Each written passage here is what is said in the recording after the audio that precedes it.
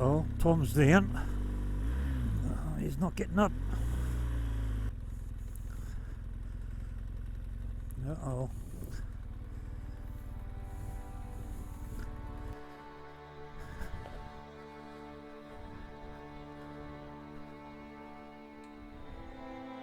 What are you doing? What are you doing?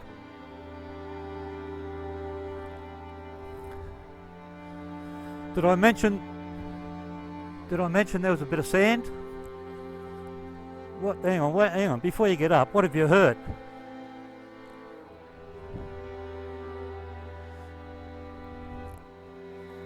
Let's stand the bike up, and you stay there, mate, for a little while. Hang on, Chris. It's quite a tank slapper, that one.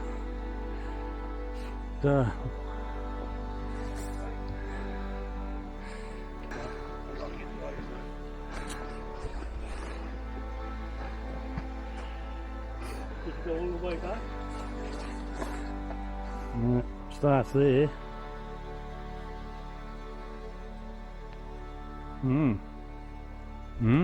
Anyway.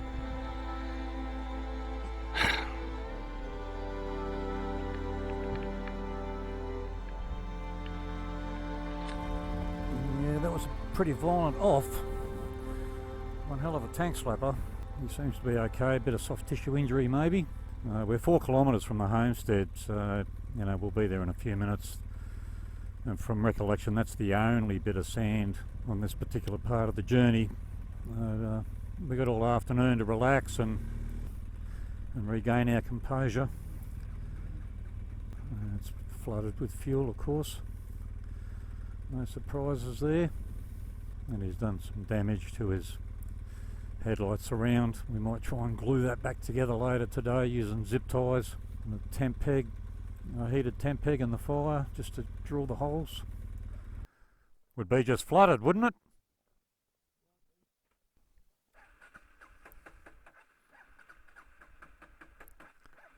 It's trying to fire. Yeah, just flooded. Well, that'll be his confidence shattered. That always happens after an off. You're probably going to wake up sore in the morning. So, yeah, we'll be at destination soon. So we can regain our composure then. Right, we're approaching the homestead now. The interesting backstory to this place is that it used to be a pastoral lease. I think it was sheep that they ran on the property, and then it was bought out by a drug syndicate. Although it wasn't known at the time that they were a drug syndicate. Anyway, the state government, I don't know, Department of Agriculture or whatever, came here to do an audit, and they stumbled across a huge marijuana plantation. So they investigated further, and it works out that this particular drug syndicate was buying properties all around the state and converting them to marijuana plantations. So the state government stepped in and effectively confiscated the property, and now it's a conservation park. I'm not quite sure where the investigation led to, but yeah, I'm sure if you did a Google search you would find something. Yeah, Mount Elvire. So this is it. There is a breakaways nearby. We'll have a look at that maybe. So we'll get ourselves comfortable and take it from there. Come for a walk with me, and I'll give you a quick cook's tour of Elvire Homestead. That would have been, I guess, the old Telstra Tower when it was a functioning sheep station. The main building here, which has a couple of bedrooms, a lounge room, and a kitchen. We've all decided to sleep indoors tonight rather than put up the tents. Just saves packing up in the morning. So yeah, kitchen there, and I guess the lounge room. A couple of outbuildings. What I would expect would have been the garage here. That would have been the toilet. There is actually a long drop dunny here, provided by the department of whoever. And another outbuilding there. I'm not quite sure what that would have been. Shearers' quarters maybe, I'm not sure. But yeah, that's pretty much it. You can see some old fence lines. There's a breakaways area through there, which I believe some people choose to camp out, and I think it's Lake Barley is not far beyond. I'm not quite sure when it was a marijuana plantation where they got their water source from. They may have dug wells, I'm not quite sure, but yeah, anyway.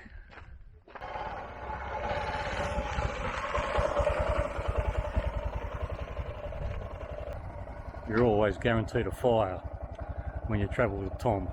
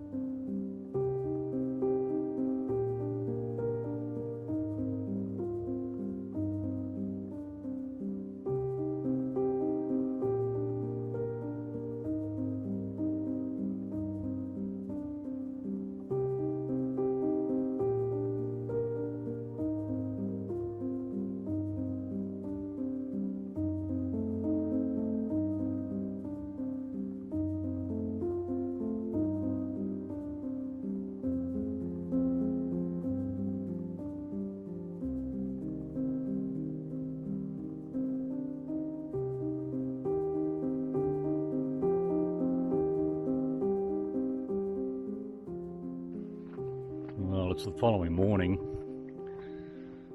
Tom is not well. He thinks he may have an undisplaced fracture. If anybody knows what that feeling is like, Tom would.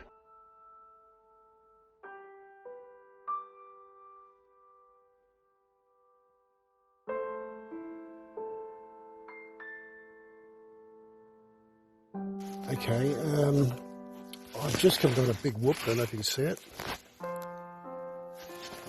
And I think I've broken my leg. There's that, it's not a normal angle. And every time I go to move it, it goes crackety crack and like a little crap. So I'll hit the SOS. And we'll see how we go from there. Ow.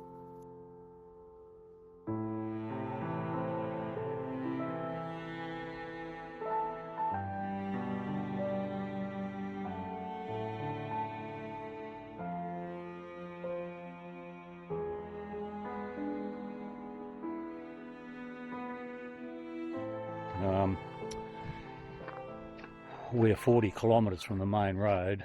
The primary objective, of course, is to get out of here, get on that main road. But as you know, we've got a couple of sand traps to get through in the meantime. So he's a tough cookie, but clearly that complicates things a little. Right, we're off. Before I forget, I just want to spend a moment to thank all my supporters, in particular all my sponsors.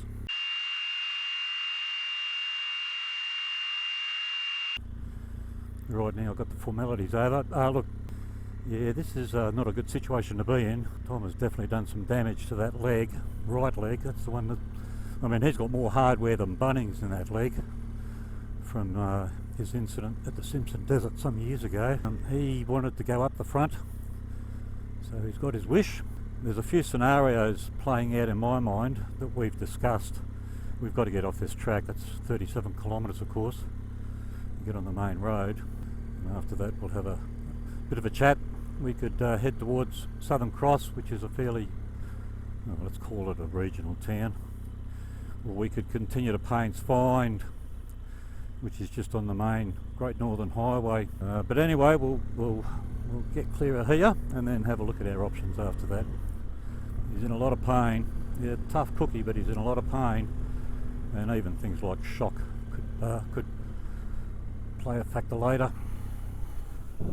This is the first bit of sand. I didn't record any of this yesterday because it jumped on me at no notice.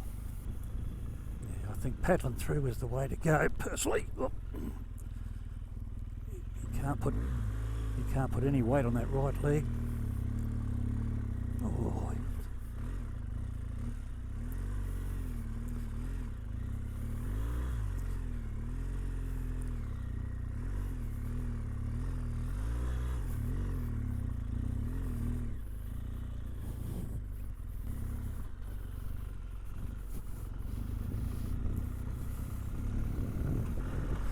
I think the 21-inch front makes a difference. Seems to be a bit more forgiving in the sand. Ordinarily, yeah, the front wheel on 19-inch would just lock up to the left or right and I'd lay it over, but yeah, the 21-inch seems to be a little bit more forgiving. I guess we'll never know. You just don't know what sort of part that wheel will play in the snotty stuff.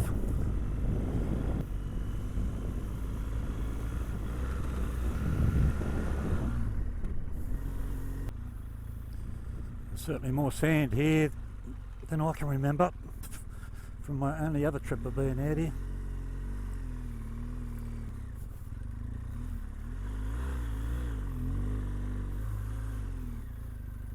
Chris has to remain behind a bit because he needs a run up to get through this stuff. He needs momentum.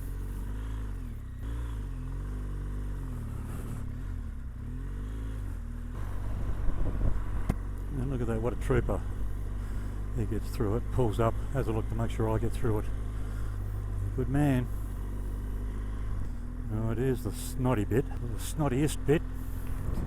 It's not long, 50 metres maybe.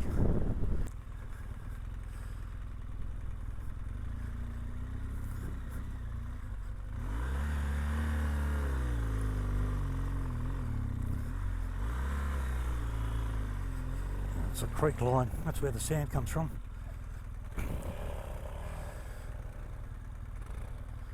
Gets washed down. I've had a couple of big rains through here over the years. Alright, the rest is gravy. Thank goodness.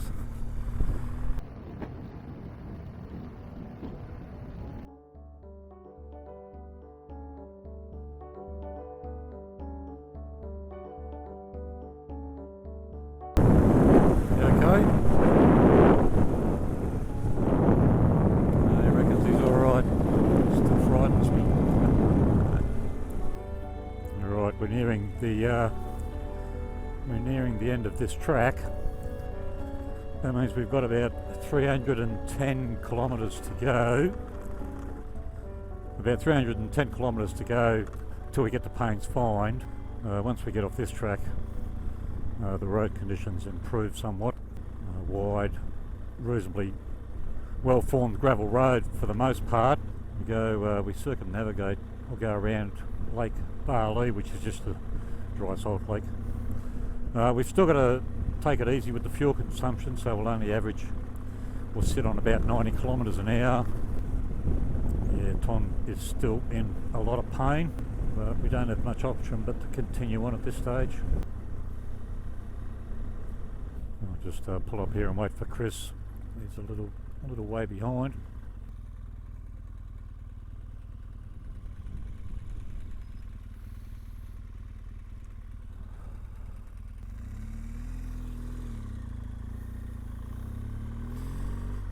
At least the conditions will be a bit drier, probably to the point where we'll have a dust trail, but that's okay. Beautiful day today, and tomorrow's supposed to be fine as well. Cool mornings, cold nights, but even a shitty day on a motorbike is better than a good day at the office.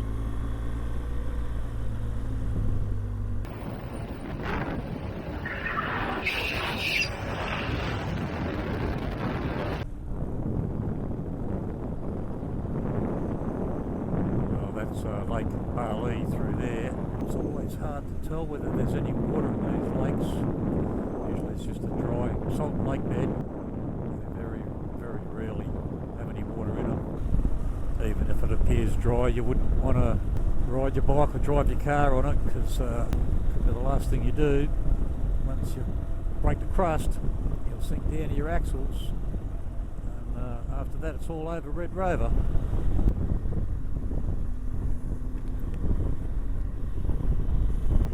Yeah, we actually cross the lake on a causeway.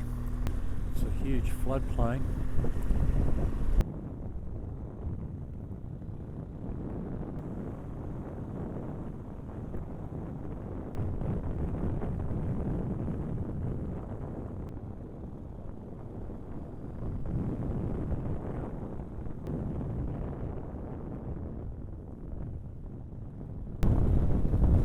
They must have had some rain out here.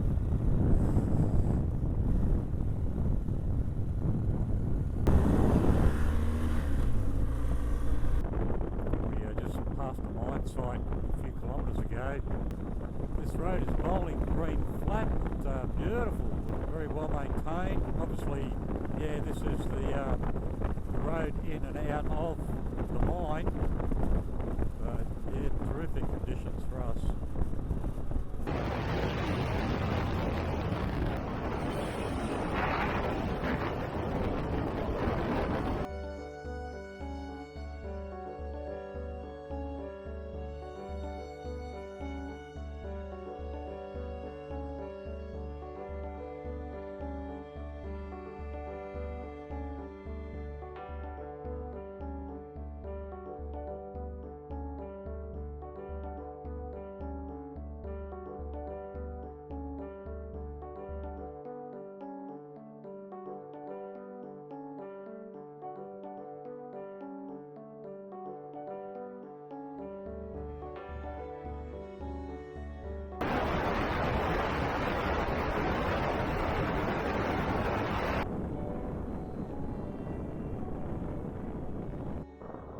We're going to pull over soon. All of us have to add fuel to our tanks, because either we do that or none of us are going to make it to Paynes Find.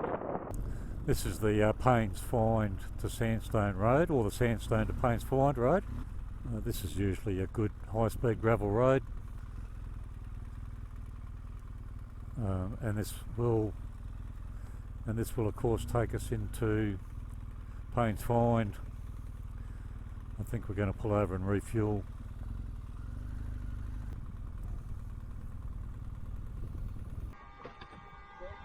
I don't mind you fetching and paying for me out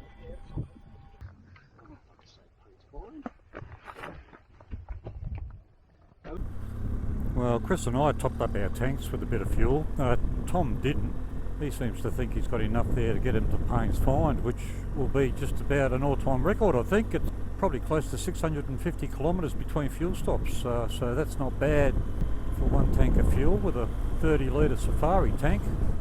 Although those Safari tanks can expand, sometimes you can get 32 or 33 litres in them, but just goes to show that reducing the speed by 10 or 20 kilometres can make all the difference. Probably about, I don't know, just over an hour, maybe an hour and a half to Paynes Find. Me personally, I'm leaning towards staying at Paynes Find for the night, because I don't think it's wise to go bush again and bush camp the way Tom's leg is, but we'll have that discussion when we get to Paynes Find.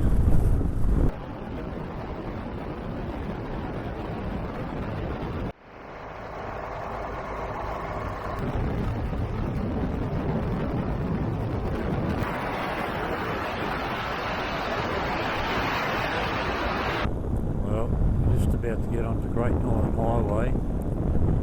Paynes Find is not far. Just there, Tom is running on fumes. It's backfiring and missing and carrying on.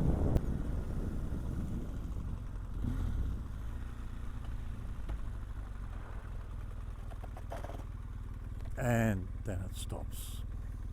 I think now he's out just to prove a point.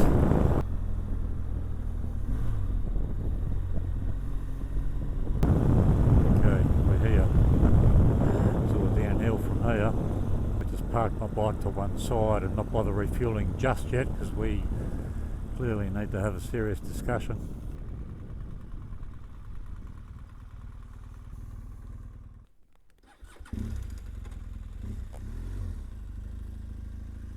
we've all agreed to stay here tonight.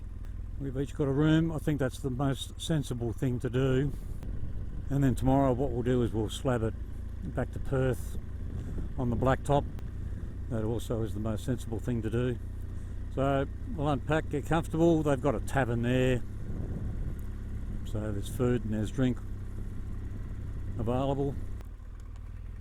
20, 21, 23, 25, 26. Oh, that's me, 26. Alright, anyway, yeah, we'll get sorted and have a relaxing afternoon, and if that's possible, with Tom the way he is.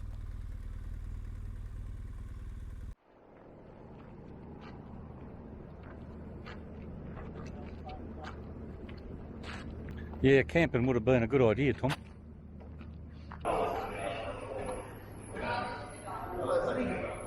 You want to sit at the bar, or do you want to... No, could you get sit rocks, don't you? Sure. What do you do?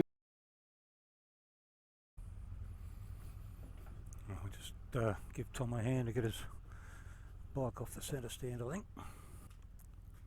I'll just give you a hand to get off the centre stand, Tom. I'll be fine, mate. To get off the centre stand? Yeah. Alright. Alright, today Chris is going to go up front, set the pace. He'll probably sit on about 90, I would expect maybe 100. Tom will be second, and I'll take up the rear and pick up all the pieces. Tom's movements are getting stiffer and stiffer each hour. We'll get home, just. That right leg of his has been held together with pins and bolts and plates from a previous injury, and I think he may have, I don't know, undisplaced fracture, or an old brake has broken, or one of the plates is bent, or a screw's dislodged. I'm not sure. I mean, we'll get home. That'd be damn painful. This is a busy place here at Paynes Find. You get more rest out in the bush. Great Northern Highway is the main thoroughfare heading to the resource sector and all the mines up in the northwest of WA, all the iron ore. So yeah, busy place. That car park was chock-a-block full of trucks last night. A few people in the dining room and the tavern. We're about 5 hours from Perth, I would expect, all on the blacktop. So we've got to start adjusting to getting used to sharing the road with cars and trucks and that sort of thing. But yeah, from here you wouldn't expect too much to go wrong. So look, this being the final approach, you know what that means? See you on the other side.